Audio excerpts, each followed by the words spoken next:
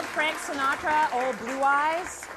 Your eyes are like, bang! I was looking at him when he came in and I was like, hello. I did the same thing, Tracy. You're not too shabby thank yourself. You. I'm a girl, I fall for that stuff, so stop.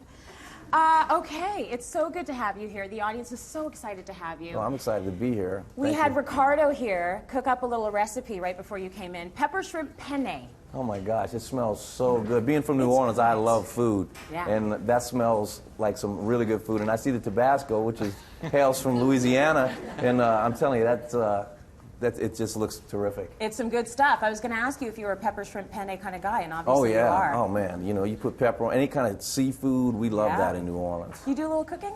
I do. I cook very well. I'm talking in front of the boss over there, but I like to cook very simple food. Like I can make red beans and rice and gumbo and things like that. Nice. But it's nothing real fancy. Little grilled cheese sandwich? Well, that I can do. That's my specialty. Is it really? Yes, There's nothing wrong with that? There's very nothing good wrong at with that? Toast and tea. I make that That's as well. Nice. That's nice. Very good.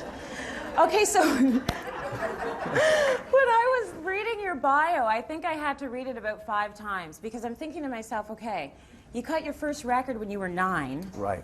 You've released about 24 since then. Yeah. Do you sleep?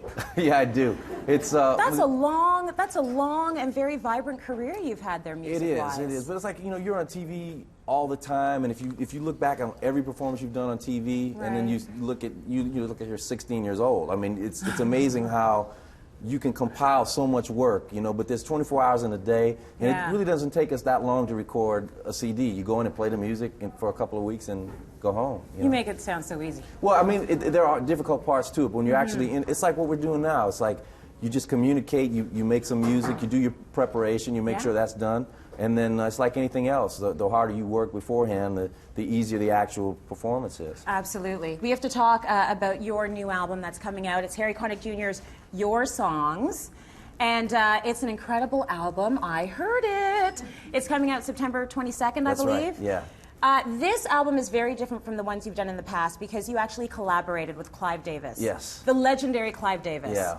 What was that like? It was really interesting, Tracy, because for those of you who aren't familiar with Clive Davis, he's a legendary producer and has worked with many artists. And that's what confused me because he said he wanted to work with me.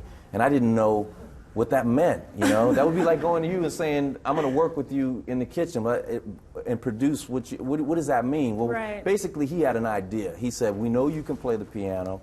We know you write your orchestrations and you do all of the conducting and stuff. He said, but let's feature you as a singer. Let's pick 12 or 14, however many songs are on it. Yeah. Let's pick some songs that everybody knows, like Close to You, Just the Way You Are, The Way You Look Tonight, and just sing them. He said, you be a singer. Don't worry about everything else. So I did the arrangements and I did the orchestrations and I played, but it's about the singing.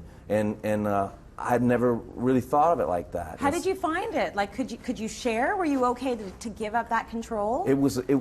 There were some meetings that we had that were a little bit tense. He would have some ideas that I'd say, you know, I never would have thought of that. And then I would say things to him. But the biggest really part of the tension was that we speak 2 different languages. He's coming at it from, I mean, he could go into an art gallery if it were music and say, out of 50 paintings, that painting is going to be accepted by everybody. The other 49 aren't. Really? And with music, he just understands what people like. I am the exact antithesis of that because I play things that I like and I rarely think about if they're going to be hits or not. You know what I'm saying? So to put us together, and plus I'm speaking in music language, he's speaking in sort of producer language. He's speaking in like marketing language and what's going to sell language, right? Which is very different. And he would make musical comments, but he'd use words that were not necessarily musical, and I would try to respond. And it was sometimes a little bit difficult, but we had the exact same purpose in mind, and we became very dear friends throughout the process. Very good. So you're still talking then? Oh yeah. No, he's just great. checking. He's great. The album's great, and what I like about it is what you mentioned. There are a lot of the classics, almost. You know, the favorites, the Billy Joel songs, the Elton John songs. Did you ever was there any trepidation in you thinking to yourself, wow, these songs are like part of the American canon of songs. I better not mess it up.